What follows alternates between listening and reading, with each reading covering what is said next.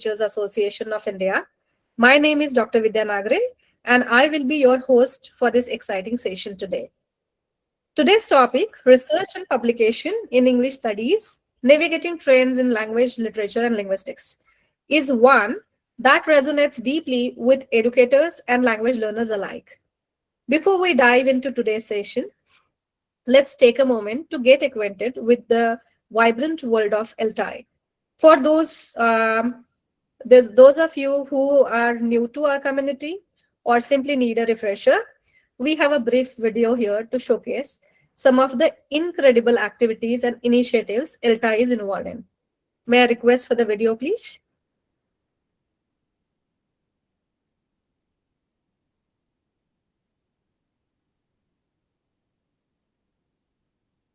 I request our team member to play the video. Thank you.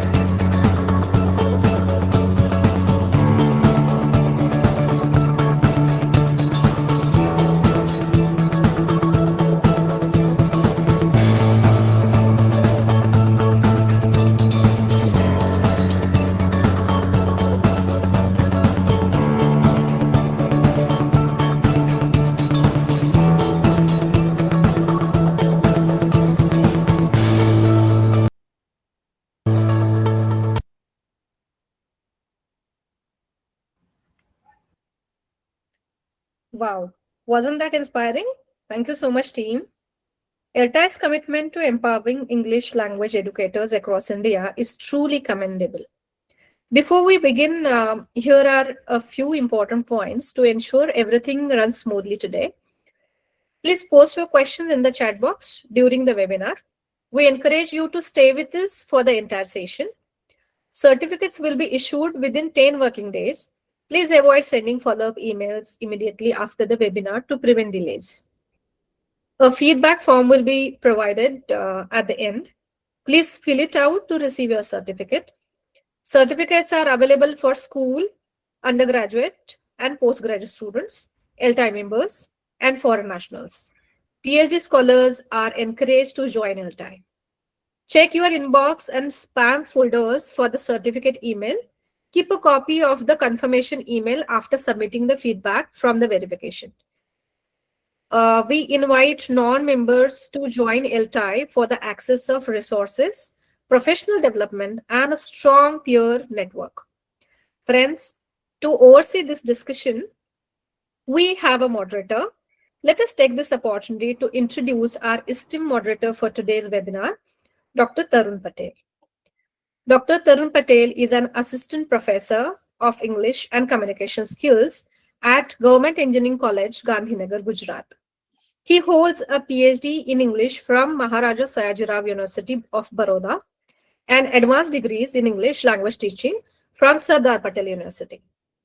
With over 15 years of experience, he has contributed extensively to ELT, ICT in education, and communication skills training. Dr. Patel is the founder of ELT Weekly, India's first online newsletter for English teachers, and he is also the person behind the annual ELT Summit, English Literature Summit, virtual conferences hosted by International Society for Educational Leadership. His interests include digital pedagogy, critical thinking, and professional communication. Now, without further ado, let me hand over the session to our moderator for today. Over to you, Dr. Tarun Patel. Thank you very much, Vidya ma'am. I hope I am audible clearly. Yes, sir, you are. Yes. Yeah. So thank you very much for the generous introduction, and I'm so happy to see 199 participants joining this 138th webinar of ELTAI. Thank you very much, Rahul and the team, for inviting me to be a part of this interactive session. When it comes to research and publication in the English studies, there are plenty of things that we need to keep in our mind. The major idea is to exploring the language, literature, culture, and pedagogy. It also, as we know, covers the areas like linguistics, ELT, literary criticism, digital humanities, and communication studies. When the publications are important to create knowledge and connect the individuals working in the field. So it is a wonderful idea to invite Dr. Swathi to talk about the research and publication in the English studies and the domains. And I hope the session will provide us, like the information about the platforms that are available for the research scholars as well as the ELT practitioners. And the session would definitely throw light on advances theory and the way we can improve classroom practices, because when you share your ideas and research, it helps you to get credited in one way, that like you are publishing your research, but it helps so many for so many years by guiding them on what you have worked on.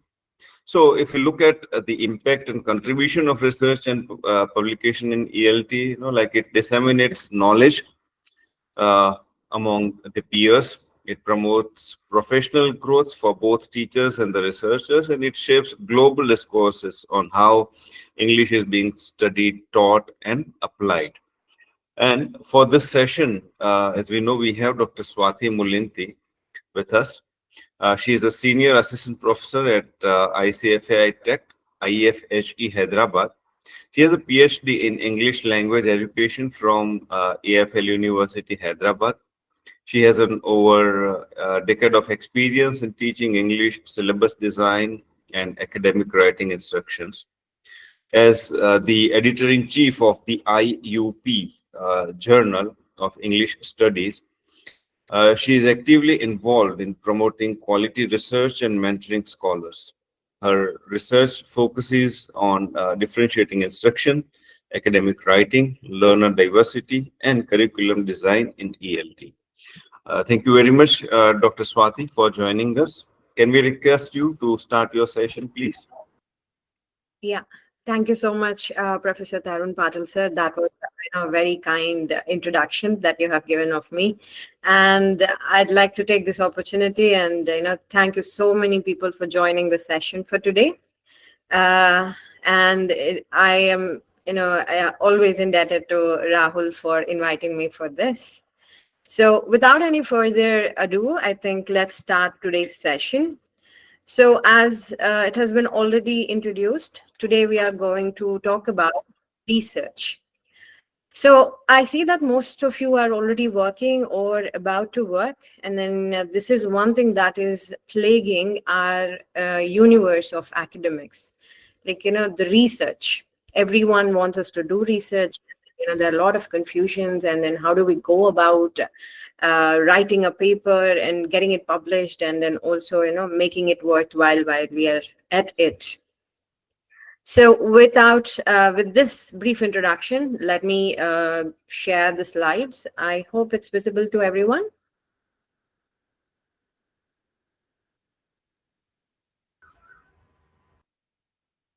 Yeah, are the slides visible? Not yet. Okay, it's showing that. Let me try again.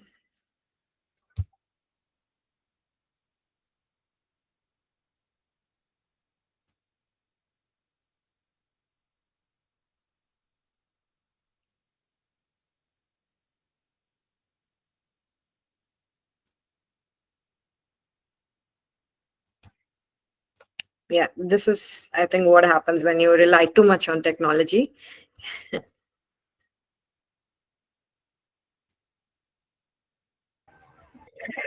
Can you try sharing it once again? Yeah, I'm trying. Actually, this has become it's showing as its presentation is about to start. If not, possibly you can do it from your end. I'm fine Sure. with that as well.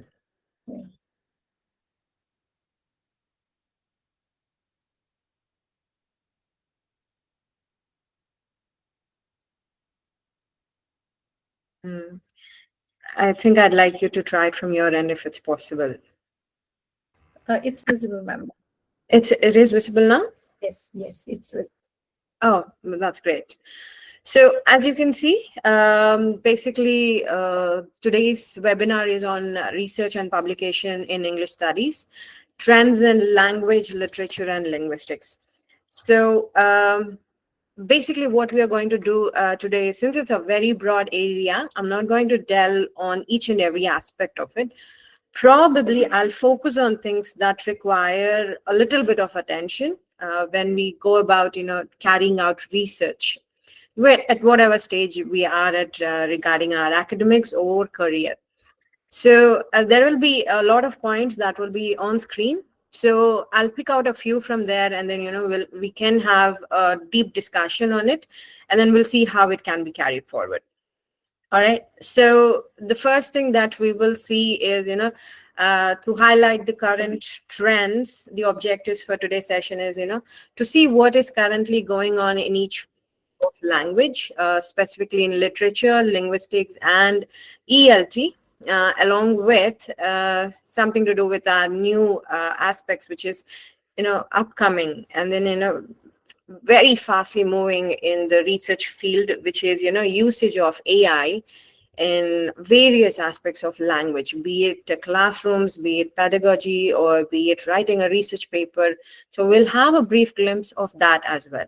And finally, we'll see what are the challenges that most of us face. So I have tried to sum up a few challenges that most of us face when we are trying to write and publish a paper. And then how can we overcome those challenges, and what further opportunities can be made with the resources that we have at hand. So these are the very broad objectives for today's session. And let's first start with the areas. Research in language studies is basically can be broadly divided into 4 fields. So one is applied linguistics, which deals with language teaching, language learning, acquisition studies, and then everything related to that. The second one is social linguistics, which deals with language, identity, and society. So this is also another field in, again, relating to English, which has its own bigger area and aspects. The third one, as I was saying, it is with technology and language, where we look at AI, corpus linguistics, digital communication. So this is another broad area, which I said is rapidly emerging, and a lot of papers you see these days are in this area specifically. And then the last but not the least, the second language acquisition, which is, mainly focuses on the various teaching methods or, evolving pedagogies. So these are the broad fields where most of the research is happening these days. And let's take a look at these niche areas. Specifically, what is happening in the field of literature is post-colonial and cultural studies. So this has been there for, pretty good time. There are a lot of papers which we receive for the journals. There's a lot of work that has happened as well in this. So what is a new thing that is happening with post-colonial and cultural studies is, I think people these days are looking in depth at the character analysis and also trying to put the characters in the current realms or current scenarios and contexts, so that, a fresh perspective has been coming out in terms of research and then, all those things. Now, the older studies are being given a new perspective. That is what's happening in the field of post-colonial and cultural studies. Now, the next one, which has been for, it has taken its root quite some time back in the time. And now it has, put its roots down and it's emerging as a huge tree of research, is eco-criticism and environmental humanities. So there are a lot of books, lots of novels, lots of e-content that has been around us, and then people are vigorously working in this area where the novels or any source of data in terms of academics is taken up to see how environmental issues and then how human issues relating to the environment or any kind of relation that exists between environment and humans is dealt with. Now this comes specifically under eco-criticism and environmental humanities, a very bigger area where a lot of researchers are working on. So next one is digital literature and new media. This is a very in its nascent stage, I would say. There are hardly a few in this area, but this is where we are seeing a lot of change in where and how literature is written these days. It doesn't fit into the mold that was, done before. So today we have different platforms, like, we have e-content, which I was talking about a bit earlier. And then we have something called as graphic novels. And also we have hyperlinked texts. So, the media and then the literature is changing according to the times that we are in, and then looking at those aspects and then discussing about that has become a little it's not fully taken its roots in research, but yeah, there will be a lot of papers from this area as well. So if there are people who are out there and then you want to pick up something new which was not yet done fully, then I think this will be a good area for you to focus on. And then we have comparative literature and world literature. So this is another, again, on par with post-colonial and cultural studies, where we talk about literature across different cultures and the kind of differences or the kind of disparities that are there in each of these writings, development and these things. So this is also another very good standard area. If you have a very good perspective that you want to focus on relating to comparative literature and world literature, yes, go ahead and then you can start reading and researching about it. Like I said, the eco-criticism, environmental humanities, and digital literature and new media are the new niche areas in literature these days. Post-colonial, cultural, and comparative literatures and world literatures. There are quite a few studies on in these areas, but it's not like completely it's done and dealt with. I would not say that. As long as the researcher has a fresh perspective, then any field, will have its own, way of moving forward in it. So from this, the next one, let's look at research in the area of linguistics. So linguistics, basically, again, the classics in linguistics will be phonology, syntax, and semantics. So these are the works that have been already done, and then the roots have been established very strongly, and the trees are very big.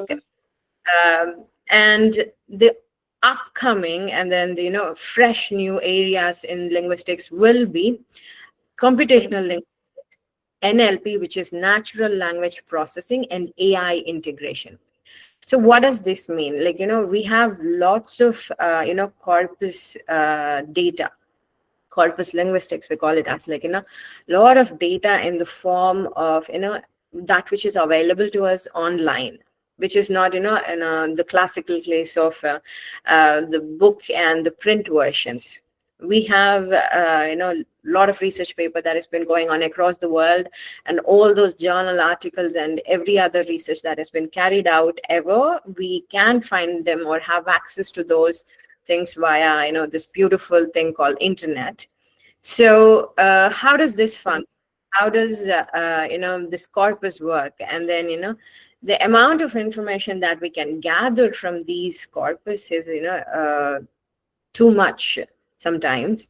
So if we sit down and then analyze all of that information and then come out with something new, then yes, that can be another area in linguistics.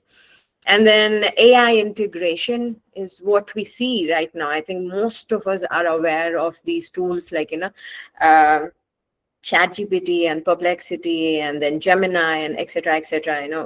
Very huge tools. Now, what is happening with these tools is before they come into the market, there's a lot of work goes behind these tools.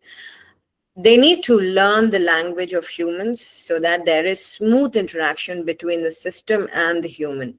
So how do they make it work? How does this happen that I'm typing something in and then the system is able to understand that language and respond to us very immediately, within seconds, it responds. So, you can look at it from that point of view, at how the system and human language interaction is happening.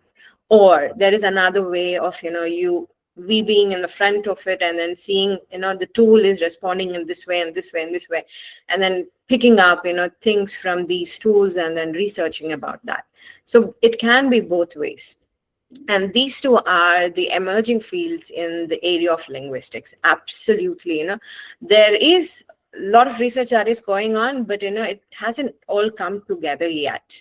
So here and there we have small branches and then small leaves, but yes, there is definitely a huge scope for researchers, again, if you want to take up something in that field. Now, next is we have discourse analysis, critical discourse studies, political and media text.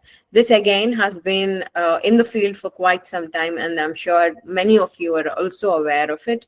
So we have discourse analysis. How is a sentence written, and then how do the words connect to each other within a language or across languages? So all of this, and what happens to language when it is used in a certain medium, and what happens to it in a context. So all of these all well researched, but still, like I always say, if there's a fresh perspective, please pick it up and then, start researching about it, and then start, picking your brains about it. And, I'm sure there will be 100 million things yet to be explored.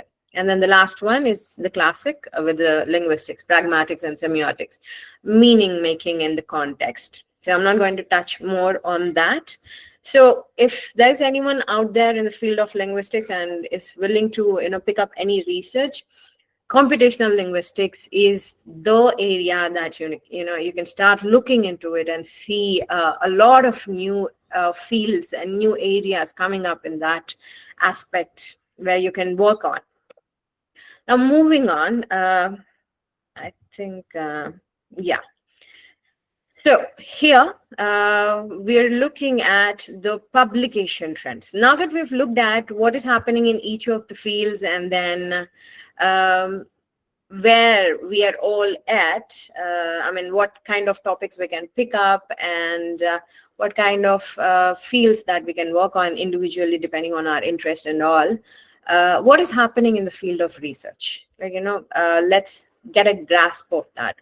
Now, when compared to the earlier days, right now we have, rise of open access journals.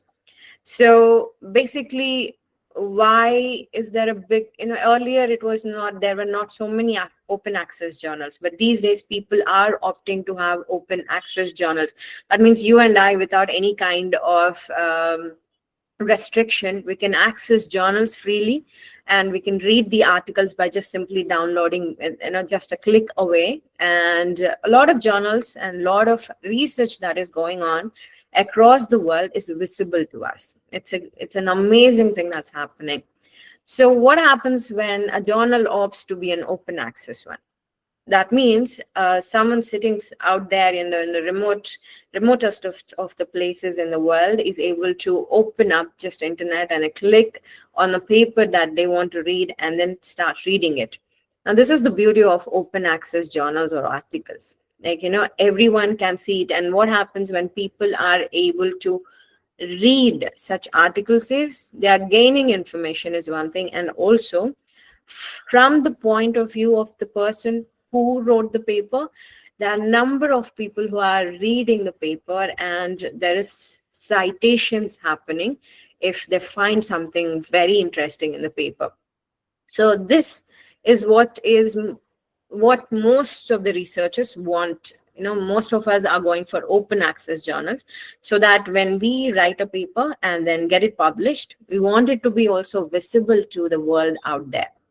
So that is the beauty of open access journals. And then possibly, if some of us are not aware of this, when you're choosing a journal to publish or send your paper, check if this is an open access journal. What happens if it is open access is, once you publish the paper, it becomes public, and then it's visible to a wide range of academicians, and it will have more number of citations. All right. Now, coming to the next one, shifting to digital publishing platforms. So earlier it was this classic journals only, where reputed journals only. We can name only a few today, where we used to publish. But then today, contemporarily to the well-renowned journals, we have ResearchGate, we have PubMed and other platforms which are also publishing. So as long as it's a good platform and has wide range of visibility, there are possibilities for digital publishing platforms as well. All right. And moving to the third one is collaborative and interdisciplinary research. And then I'd like to focus very much on this aspect, because that is where we are moving. This is where we are moving towards. So what do you mean by collaborative and interdisciplinary research? Like just now in linguistics, we saw that there is NLP, natural language processing. Now that requires a bit of understanding from the Department of Computer Sciences, because they are the ones who are behind, these platforms or the tools that we are using today. Now, an English teacher, an English professor working with someone from the fields of, computer sciences or engineering, now that becomes an interdisciplinary research. Now, this is something that we are all aware of. But then there is a huge, there is a huge opportunity which is, slowly opening up, which is medicine, the field of medicine and the field of language.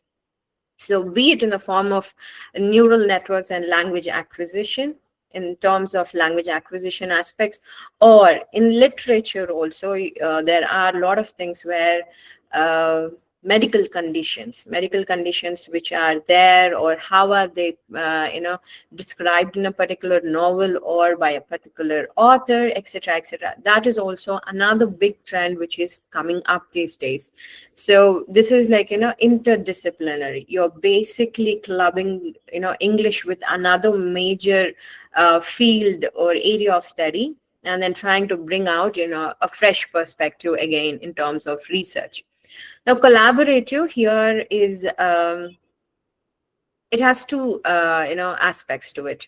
One is you collaborating with your counterparts across the world, and then trying to bring a paper. Like I'm sitting here in India, and then I'm collaborating with someone who is there in possibly Singapore, or any of the Eastern, Western, any of the countries that you pick up. Now, what happens is me sitting here, and then in my classroom, I pick up an idea, and then I go about collecting data about it. Now, this person on the other side of the world is also doing the same, and then we collaborate and then generate data and then analyze it and then cross compare. Now, if this can be done, that is again another beautiful, emerging trend in the publications. So that is what it is meant by collaborative. And also another thing is, collaborate with the existing researchers, and not just your counterparts as teachers, but also existing research bodies, research fields that are people working. Then you can collaborate with them and also see something can be done about it. And I'd like to focus on this thing. I think I've been stressing from the start to the end that research is always a fresh perspective. So keep this idea in mind when we further move into the discussion. All right, I'll come back to that again. So importance of indexing and impact factor journals. So when these days I'm talking about, and specifically in India, we have this, I'm not sure if I can say this, but we have the fever of index. It's plaguing the academics. I hope most of you would agree with me or might not agree with me. Maybe some of you might get offended, but importance of indexing. Like, as long as it's not indexed in a reputed body, the research is not accepted. It doesn't count as a research at all. And then, it's just thrown out into the trash. So they say that it's either has to be indexed in Scopus, or it has to be indexed in SEI, or, big names come out when you talk about indexing.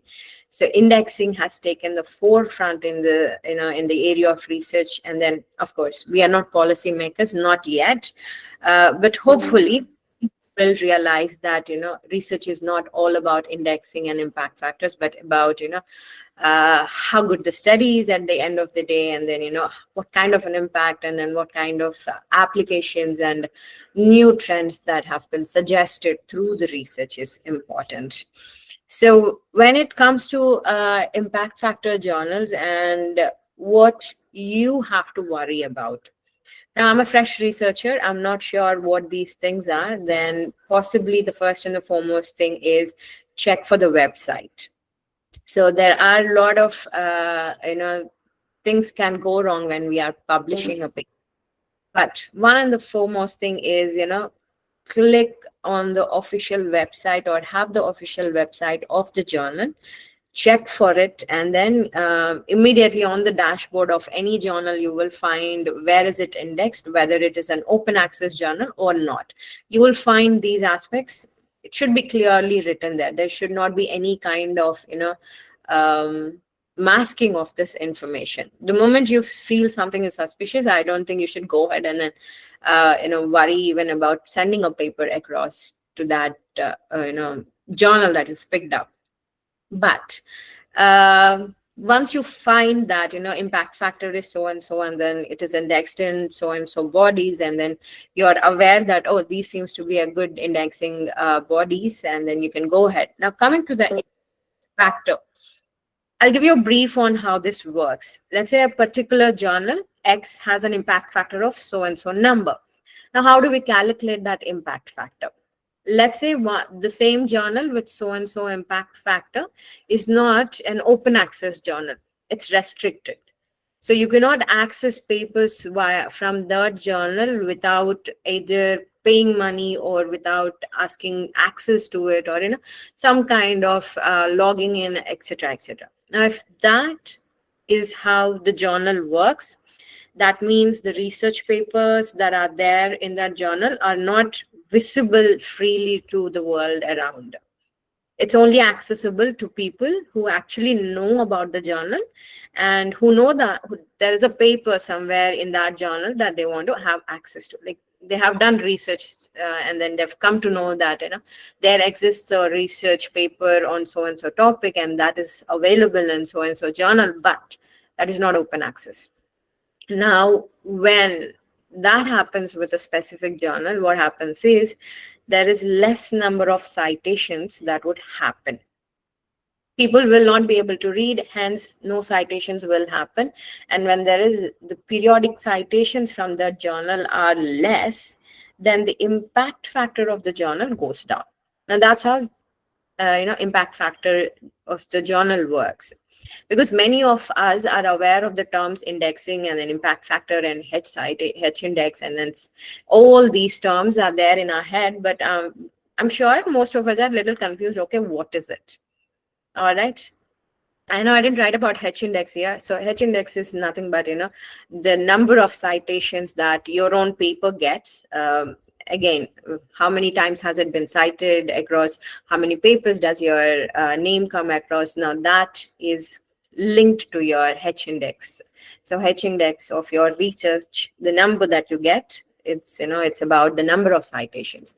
Now, impact factor is for the journal. Again, this impact factor is not constant. It can go down, it can go up, and then it depends. The certain period, there were a good number of citations from that journal, and later on something happened, and then, citations didn't happen. So, the numbers are never constant. So check for good impact factor journals. And I cannot benchmark and say that, okay, this number is a good impact factor, because I'll tell you this. There are really, really good journals which are neither indexed, neither have an impact factor, but people in that field are very much aware of these journals. And then, the moment you know that, okay, a paper has been published in that journal, then, yeah, we know that it's a worthwhile paper, worthwhile research paper. All right. So you need to, when you're doing a little bit of research for publication, understand these three aspects. The indexation of the journal, where is it indexed, and if it is a reputed and a good standard one, and the impact factor of the journals, how has it been, at least for over a period of 1 year or 2 years. And also, even if the journal doesn't have a good, if you think it's not indexed in Scopus or these big names and doesn't have so much of an impact factor journal, then check if it is so well reputed that it somehows, these indexing and impact factors. So, these two can be put aside if the journal itself speaks for itself. There are quite a few journals of that kind that we have in our fields as well. Now, this is all about indexing and impact factors. Now, coming to the last one, ethical practices, plagiarism and research integrity. All right. Plagiarism, most of us are these days, earlier we would look at other research and then try to, incorporate ideas from the other papers. But now these days, plagiarism, it has taken a different turn altogether because of the AI. So we are giving the research problems, and then we are asking the AI to generate research worth issues or research worthy papers. Now that is one of the major problems as an editor or editor-in-chief for the IUP Journal of English Studies. Even when we receive these set of papers, we have an issue. Like, where do we put a barricade and say, okay, this cannot be accepted because this is not an original idea that has been come up with a human being. But yet the system, or the AI tool requires assistance of a human to come out with that kind of an idea. So that is still a debatable issue, but still we are going along with the entire world. So influence, or using AI to write your paper is definitely a no-go. You cannot, that is not ever accepted. All right. And then research integrity. So this happens mostly when we tamper with our data. There are reasons for this also. I'll talk about both aspects of the coin. So why do people end up tampering the data? One is that because of the time constraints. We are always put under pressure, and then immediately the work has to come out, and then there is reluctance audience on the other end from where you cannot collect data. So when you are surrounded, or you are in that kind of an environment where this is happening, the researcher will try to tamper data or create data which is not true, and then play around with the research aspect. Now when people do such things, now the amount of research that comes out because of these practices is going to make a larger impact. Like, people will end up reading that and then seeing that, oh, this method or this thing has these results, and then why is it not working in text, or a lot of false information spreads if there is no research integrity. So I urge, with all the constraints that we are all bound with, make sure the research that goes out is always genuine, and is not done in a haphazard manner, and you're not tampering with any kind of information or data that you're creating. You cannot create data, but yes, you'll have to collect and then analyze it. So I urge, this is a sincere request, as your fellow researcher, let's not practice such things. However the conditions might be, let's be right towards ourselves and our fields that we are working. All right, so moving on, the next one that we will see is the challenges, rightly, which I've said in the previous point, but let's me first start with the predatory journals and misinformation.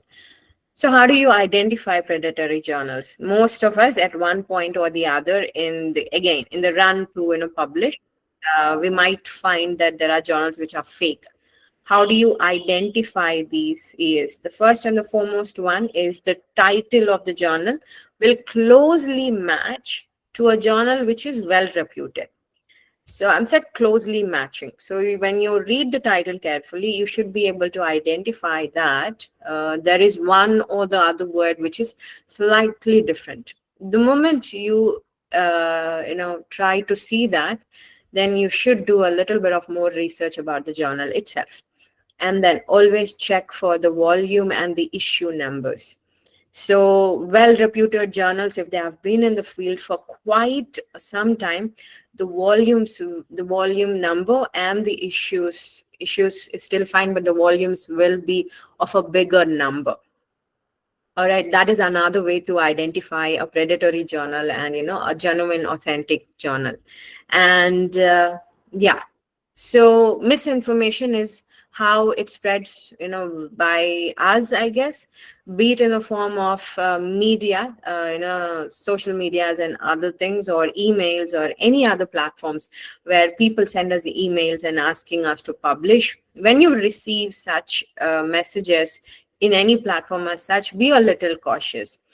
I don't think any of the journals would go around advertising to publish in their journals. If I'm not talking about all the journals, but most of the journals would not go for such a thing. But the moment you receive, treat them with a little caution. That's all.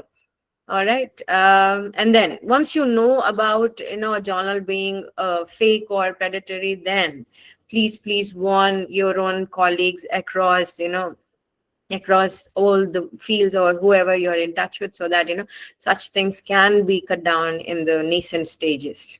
All right, now another biggest challenge, why I think almost 249 people right now, I can see almost it's 250, right? Why we are all here is this: publish or perish. Like, we are forced to publish these days, only based on that our increments, our career advancements, or whatever that you want to talk about. So there's this pressure that most of us are under. All right. Now, how do we go about researching when there is little time that we have? We have to, if you look at the last point on the screen, it's like, balancing teaching load with research productivity. Now, this you connect with the pressure to publish, then I don't think any one of us can do standard research. Now, again, this is a possibly it doesn't work with, again, I cannot generalize and say that this is the case with almost everyone. Maybe there are a few who can still work it out and then try to take some time out and then plan it and then possibly do things in a proper manner and get the paper out. Yes, that is also happening. It's not like it's not happening at all. There's lots of research that is still happening despite us having a lot of restrictions from us end. But one thing that can be done is a proper plan in hand, and then being dedicated to it possibly can help us overcome this issue of getting the papers out in a very small time that we get. And also the moment we plan certain things and then are a little proactive, then I think the pressure also is taken off a bit from us. We can relax and then do it. Have the plan in head and then go about looking at the methods that you want to follow, and then how much time do you want to give for reading a paper, and then how do you want to go ahead.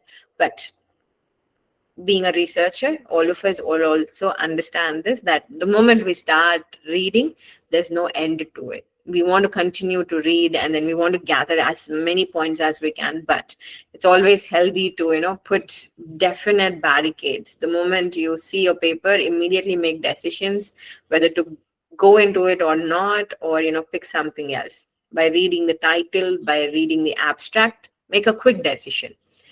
So most of us are not able to do this, because the moment we pick up a paper, we have the urge to read it and complete it and get every information that is there. It's like, us watching a movie and then not finishing it till the end. It stays back with us. So that's kind of not so healthy when it comes to, publishing papers in a very short time.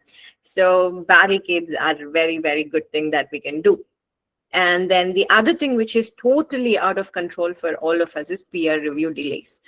So this is not in our hands. We are not responsible for this, but do factor in this aspect as well when you're going for publication. So there are certain journals which might review immediately and then give you a decision, or there are certain journals which take pretty long time to review and then get back to you about the results. Now, what you can do is be a little proactive and then plan ahead. So depending, okay, let's say I finished the paper in 6 months. There's a 6 months time gap I can give for the peer reviews. Beyond that, I cannot. So have that amount of time also in your head when you are thinking of publications. So being a proactive, actually, you can overcome this issue. And then access to funding and research resources. Again, no generalizing statements for this, but there are certain institutes and colleges possibly which fund the researcher to get the paper published or to do the research. But that's not the case with everyone either. Now, are there any research bodies out there which are funding research for an individual who's working? That's also very, very scarce in our context. And research resources, we have abundance of it. It's just that we just have to look into it. There are a number of resources. Like I said, we are all digitized today. A lot of resources, but the right ones. You need to have that sense of choosing the right resources, tools, and then have access to them, for bringing the paper out.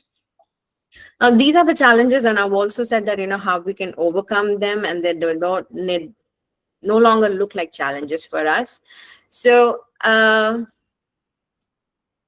apart from the challenges that we've just looked at, the next thing is the strategies. What and how can we get a successful paper out? So the first one is the most important one. There's no negotiating on that aspect. And currently the trend is, as you can see, locally relevant and globally significant. So that means this is an issue which is very relevant or very understandable for the community where you are just surrounded by, but also this has an impact in the bigger world. Globally, it is a very important thing. So when you try to pick out any kind of research in any of the fields that we have seen at the start of the presentation, make sure that it comes or it has this locally relevant and globally significant aspect to it. All right. And the next one is choosing the right journal. And like we said, we've been looking at it. What are the things that you need to look at when you're choosing a journal to get published? And the structuring of a research paper effectively. This is a very sad aspect. This is from my personal experience of being an editor for the journal. I say that most of the papers, even though they have certain strong elements or fresh perspectives that they are trying to put forward, what they lack is the structure of a paper. It's an argumentative writing that we need to use in the paper. That means you're basically arguing for someone to see, here is the point, here's a new point that I'm trying to say. And now when you do that, you need to have a logical way of explaining that. Now, most of the times, the logic doesn't work, or it's totally lost when people are writing the paper, or there is no kind of neat flow of thoughts and ideas. This I will say is the I would give it a 80% of the reason why a paper doesn't get accepted.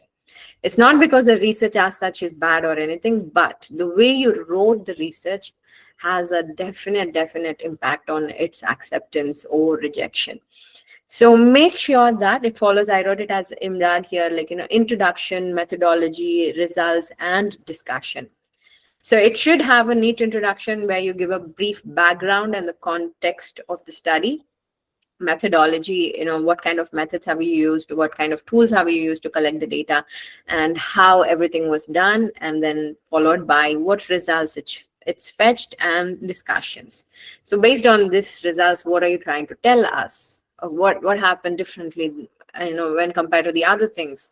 So this logical flow, if it's visible for someone who's reading the paper, then it has a huge impact. Even if it is a small research, a very small aspect of a research, it still can make an impact on the reader because it's making sense. So making sense becomes a bigger factor when you have your research paper. It's not always how big the idea is. It's also about how you're presenting that idea to your others to read and then understand it. So make sure that there is a proper logical flow of the ideas and the argument is being built beautifully in the paper. So possibly you can ask your colleagues or someone who can read, and then ask them to try and then read the paper and then tell them to summarize it for you. Possibly that can help you. Did the person get what you're trying to write in the paper? Is it clear?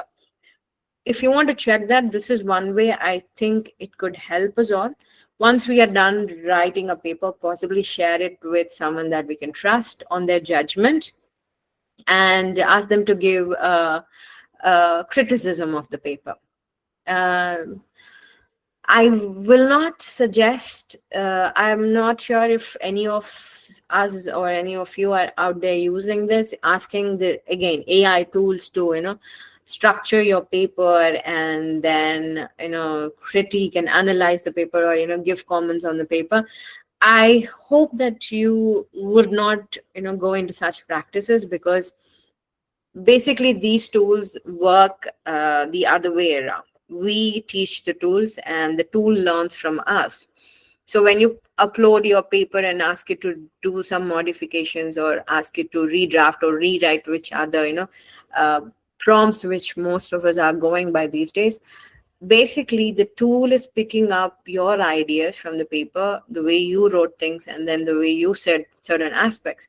It's learning from what you are asking it to do. So what happens in this manner is a number of papers being uploaded into that tool. It's basically gaining access to a lot of information that is still not out there. So I'd suggest not to use such tools when it comes to, getting a review of your paper or, giving it a final check and all that. But yes, there's on the other hand, Grammarly. You can use it for, your basic grammar and then, vocabulary aspects. That is not learning from it, because there are set rules and then the set aspects which cannot be changed, and then it helps you make your paper a little more accurate. And then importance of abstract, keywords, and references. So abstract, as we all know, 300 or less than 300 words should be a beautiful summary of the entire study. The first lines will be the context or the background of the study, followed by the main idea or the main point or the main argument of the research. And then if there is a case of results and discussion for ELT papers or, implications, etc. Or if it's literature, then, the conclusions drawn from the literature and, arranged. This is how the arrangement goes for the abstract as well, followed by a neat set of keywords and the references at the end of the paper. Make sure that the journal that you are planning to publish with go through their publication checklists. Some of them use APA or some of them go for MLA, citations and references. So make sure you do the references and citations in the same manner throughout the paper. And building an academic network. This, I think, platforms like ELTAI do it very beautifully. This is one very, very big platform which brings together a lot of academicians, in a very smooth and neat manner on a regular basis. So this is where you meet a lot of people. Like right now, can you imagine there are 255 people you're connected to? And then you can, use this platform to make connections and then build your network. And then learn from them that, oh, that person there has published from that journal. And then, okay, this is the time, this is how much they take time to publish. So this networking between us and then, the discussion will help us pick up things very easily. Because someone has done that, and from their experience, we are also learning. And from our experience, they're also getting the information. So building a big academic network is very much important these days for us. And the last but not the least, continuous reading and reviewing literature. So this is what we all have to practice. There's no, excuse for this aspect. We need to continuously keep reading in the fields that we are interested in. Even if we are not publishing a paper, even if we do not plan to publish anything soon, it's our duty and responsibility to continuously read things in the field that we are planning to work, or, sometime in the future, not even nearby. You are continuously reading and keeping up to date about the information that is happening in that area. And also you can do short literature surveys.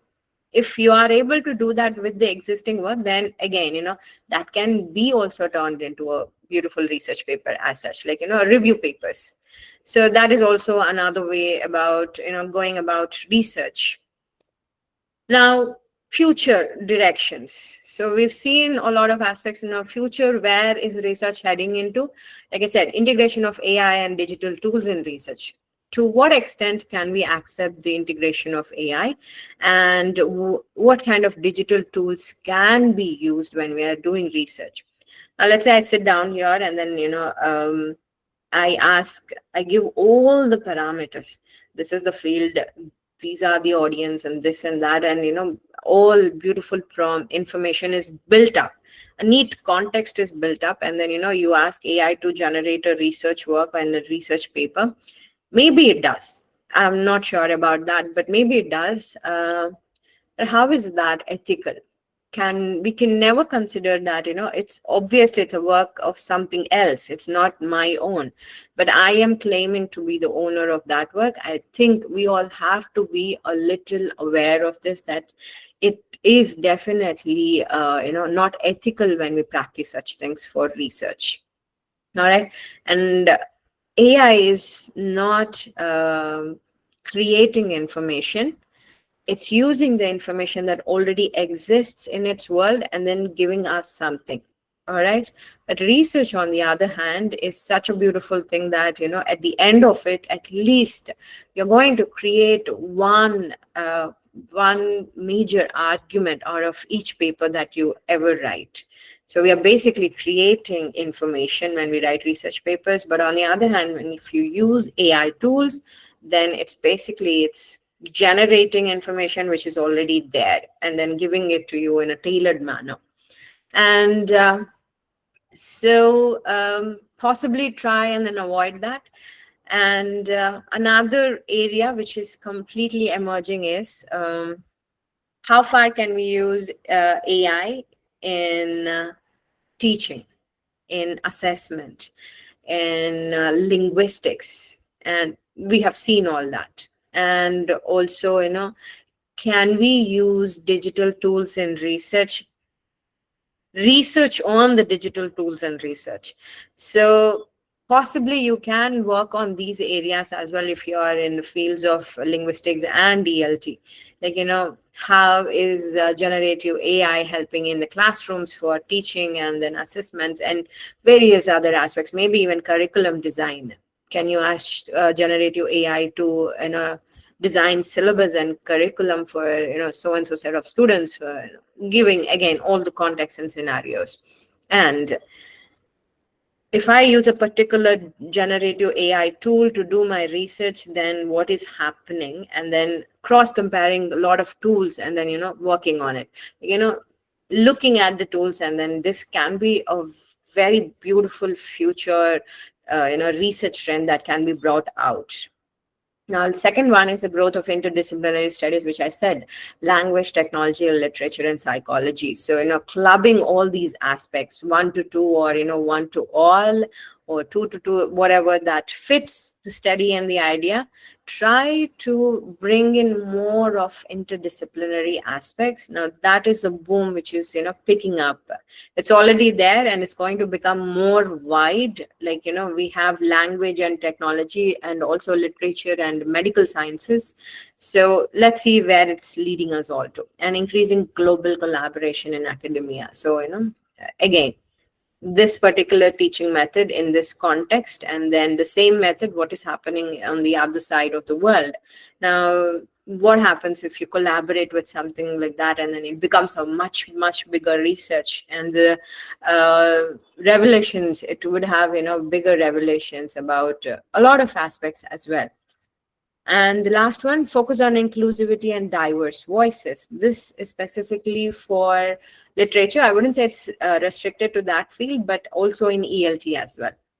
Like, I think there was a recent study which I came across, which was talking about a specific kind of students in a classroom, and then how do we address their inclusivity when we are talking about language teaching or pedagogy, which method, what kind of methodology, and what kind of assessment. How do we say that this is an inclusive teaching method in that classroom? So a lot of aspects of inclusivity and diverse voices. So this is again picking up area, because these days we see that there are a lot of issues when it comes to these two words that are used in every possible context. So these are again upcoming research areas that will take a center space for some time at least. So there can be papers written in this direction as well. So on that note, I like to end my discussion for today. Hopefully that made sense to all of you, and I'll also would also love to listen from you if there is anything that can be added or further discussed. So on this note, I am going to end my session today. Thank you, ELTAI. Thank you, Rahul. And then thank you, Patil sir, for giving me this opportunity to speak. And also, finally, I'll thank all my audience for being so patient and encouraging continuously when I am, giving the presentation.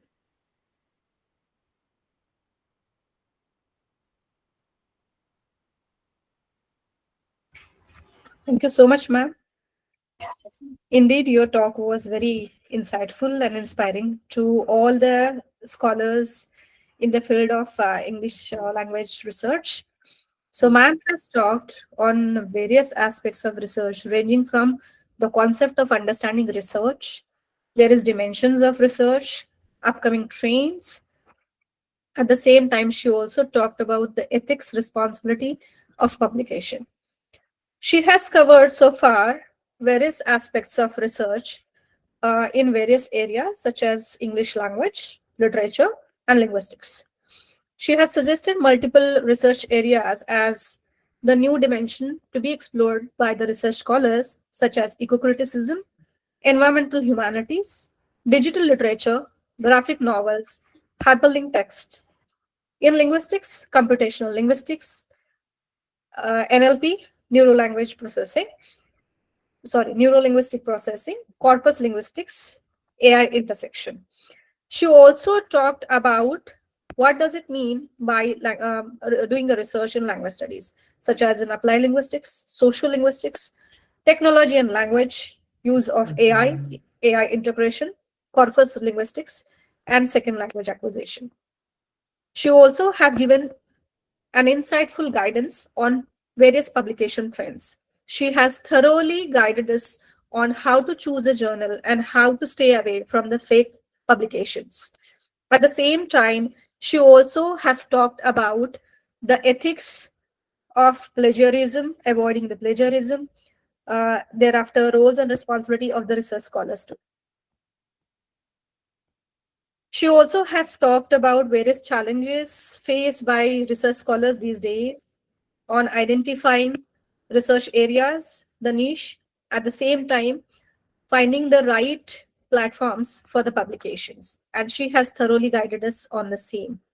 She has talked on various strategies for successful publication too. Her future directions has given us insightful thought on what are various upcoming trends that we must follow as the research scholars in English language teaching, English language literature, and linguistics too. On this note, I'd like to take the opportunity and liberty, of course, with permission of the speaker of today, to ask some questions on behalf of the participants. May I? Yeah, sure. Go ahead.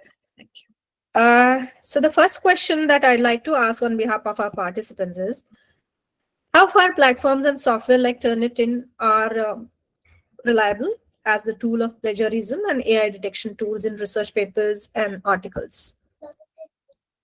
Yeah. So there are a number of tools like Ubuntu and then Turnitin.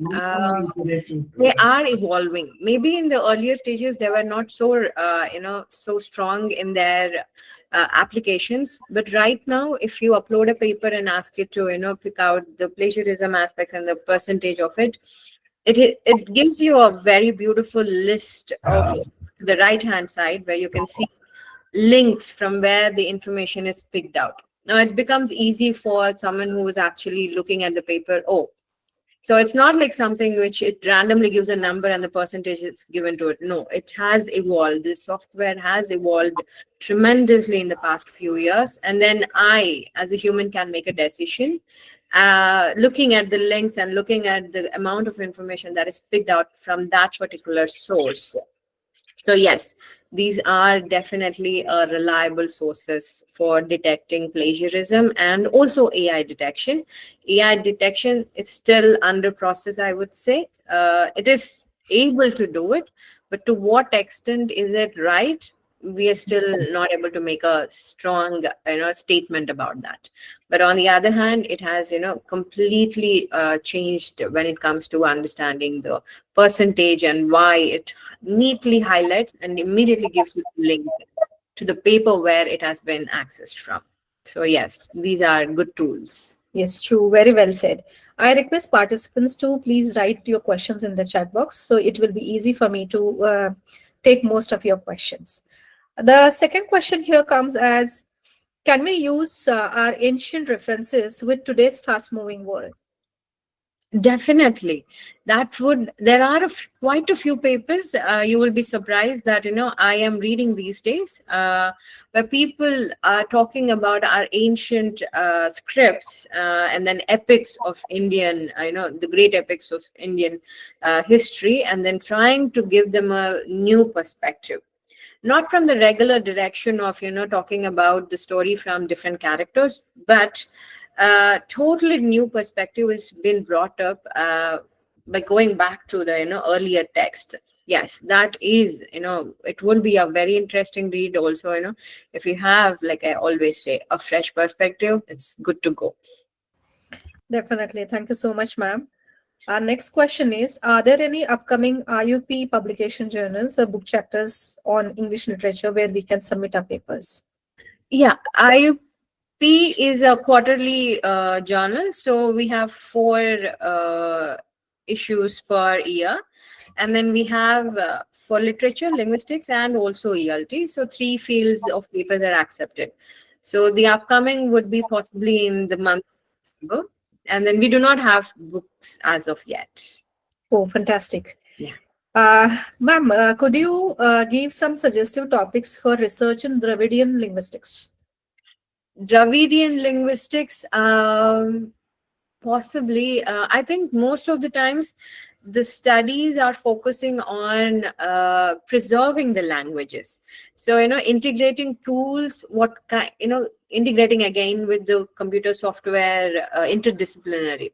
What tools can be made out so that, we are preserving the languages, and how do we go about preserving these, the Dravidian languages, which are going to go extinct. At least a few of them are in that space of getting endangered, and all that.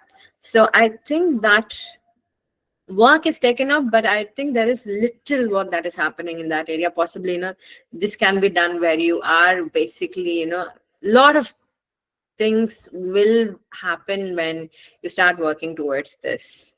So one is preserving the languages, and what kind of software tools can we come up to do that, and focusing on how to possibly, again, if once you pick out a language and then start preserving it, you will see that anyways you're exposed to the language. So now you can compare it to the existing languages, and comparisons, again, cross comparisons between the existing and the older versions of the language, or contemporary versions of the same language.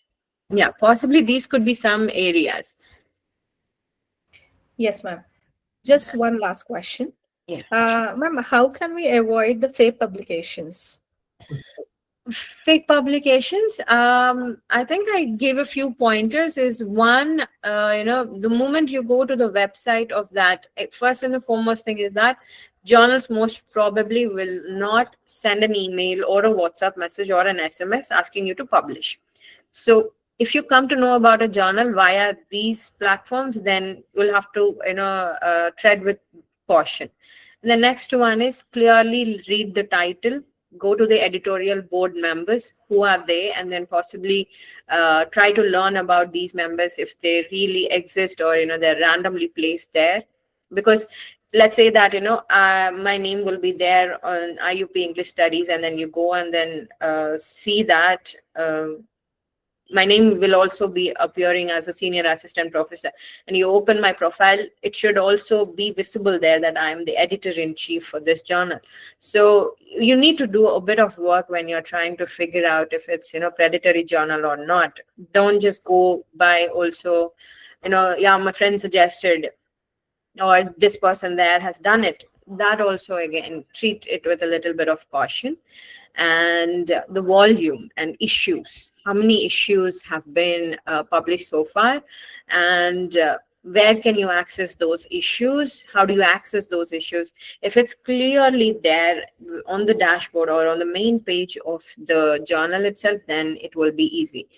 And another thing is that if you go into the scopus, if it's indexed in any body, then go into that indexing body repository and then try to find the journal if it is actually there or not. So these are a few things that we can do to avoid the predatory journals. Yes, ma'am. Fantastic. Thank you so much for your wonderful guidance. A lot of questions in the chat box is the indication of active learning by the participants. And of course, the scholarly minds available here. Yeah. I really beg your pardon, all of you. Due to the paucity of the time, I cannot take other questions. But we will keep our brainstorming journey henceforth in our next webinars, of course. And allow me to propose a vote of thanks to our today's speaker and the mentors.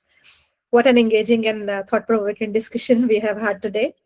On behalf of ELTAI, I'd like to extend my heartfelt thanks to our distinguished guest speaker for her time and insights. I thank Dr. Tarun Patel for moderating the session and offering your expert remarks. I also would like to thank your summarizing and the session handling. Well, behind the scenes, there is a dedicated team that works tirelessly to ensure the success of ELTAI webinars. I thank the seniors, mentors for their valuable and timely input. A special thanks to Kevin, backbone of the organizing team, for his hard work and commitment to organizing these webinars.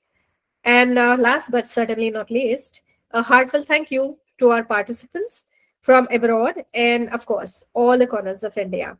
Your active participation, questions, insights makes these webinars not just informative, but also a platform for rich discussion and global collaboration.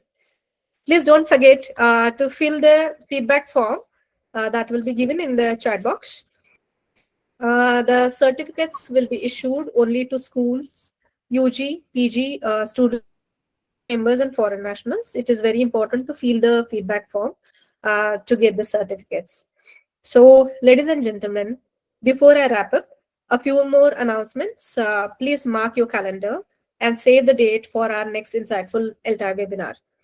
On Sunday, October 26, 2025, we have a captivating session planned for you on the topic Digital Puppetry in ALT, Empowering Teachers to Create Innovative Materials. Mr. Malkat Singh from Malaysia is going to deliver this talk. You can refer the brochure and poster later. I have one more announcement here. The 19th International and 55th Annual Conference of ELTAI on Lessons Taught, Lessons Learned, Teacher and Learner Narratives to be held on 12th and 15th November 2025 in the main auditorium, Chrysler City, Bangalore. Kindly participate in this conference to get an experience of brainstorming and scholarly discussions.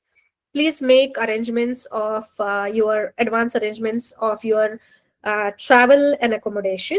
You can refer to the brochure here on this given on the screen. At the same time, feel free to contact our team members also for the same. Presentation details and additional information about this about the exciting webinar and of course the conference will be available in the chat box and of course on our website. Remember, your active participation is not only encouraged but also very much essential to the success of our events. Let us continue our journey of professional development together. Now it's the time for a group photograph. I request everyone to turn your videos on so we can take a snap. Team members, can you please stop sharing?